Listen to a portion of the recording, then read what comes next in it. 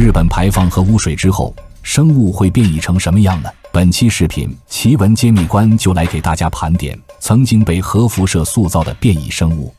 心理承受能力差的人请闭眼观看。首先登场的是变异鲶鱼。1986年4月26号，著名的切尔诺贝利核电站突发爆炸。据计算，爆炸瞬间产生的巨大核辐射量，甚至是当年美国扔下原子弹的400倍。方圆30公里从此成为禁区，少数幸存的动物在剧烈的核辐射影响下纷纷变异。比如这些适应力极强的鲶鱼，在核辐射的影响下，体长能够达到2米，体重接近160公斤，并且能毫无节制地成长，直到痛苦地死去。而更可怕的是，它们的栖息地竟是切尔诺贝利的核冷却池，在此生存多年的鲶鱼早已成为了活体放射源，一旦游入其他河流，后果不堪设想。水中生物亦是如此，更为广阔的陆地自然不能幸免。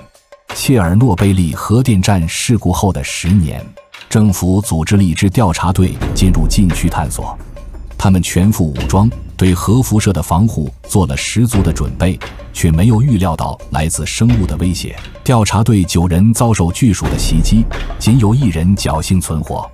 带回了这个令人毛骨悚然的故事。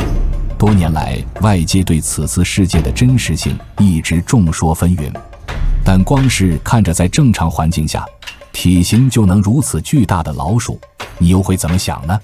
当然，切尔诺贝利核事故在前苏联人的努力下将损害控制在了最小，但同样造成巨大灾害的日本福岛泄漏事件就是另一番景象了。2011年3月12日，一场里氏 9.0 级地震引发的海啸摧毁了日本福岛核电站的设施，大量放射源泄漏，在当局草率的处理下，事态不断恶化。在距离福岛核泄漏事故发生后仅仅2个月，人们就发现了这只造型诡异的小白兔。它乍一看似乎完全正常，仔细看却没有兔子标志性的大耳朵。起初当局宣称这是正常的基因突变，可是经过检测后发现，这只无耳兔体内放射性物质大幅超标，其中的因果不言而喻。当然有动物少长一些东西，也有动物多长一些东西，比如这些著名的变异章鱼。2020年，有渔民在日本宫城县沿海地区捞上来一只9足章鱼，顿时引爆了舆论，怀疑其是核辐射的产物。尽管有人说这是出自章鱼超强的再生能力，然而这条拥有96条触手的章鱼更加颠覆了人们的认知。密密麻麻的触手仿佛人们幻想中的怪物，但实实在在出现在现实世界的它，很难让人不将其与核辐射联系在一起。当然，同样受核辐射影响长出多余肢体的还有陆地生物，例如这只长出了7条腿的变异狗，济公要是早看见它，就能一次性给7个人接上狗腿了。还有这些3条腿、6条腿、1只眼睛的青蛙，通通是核辐射造就的畸形产物。其中还有一些甚至上了人们的餐桌。在日本福岛核泄漏事故后，当地政府禁止农户在户外喂养牲畜，可还是有部分农户阳奉阴违，导致大量奇形怪状的牛犊相继出生。部分成年牛也受到核污染影响，通通核辐射检测超标。然而等人们发现时，已为时已晚。数千头的牛早已被制作美味的牛排送到了世界各地的餐桌上。受日本核辐射感染的动物远不止这些。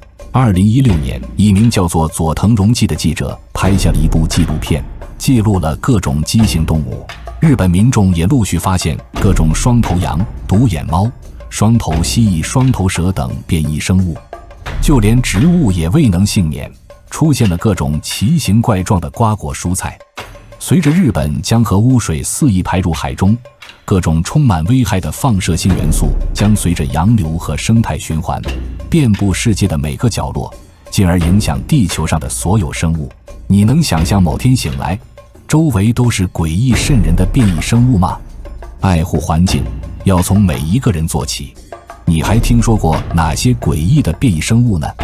欢迎在评论区留言讨论。如果你喜欢本期视频，请点赞订阅支持一下。这里是奇闻揭秘官，带你看遍天下奇闻，我们下期视频再见。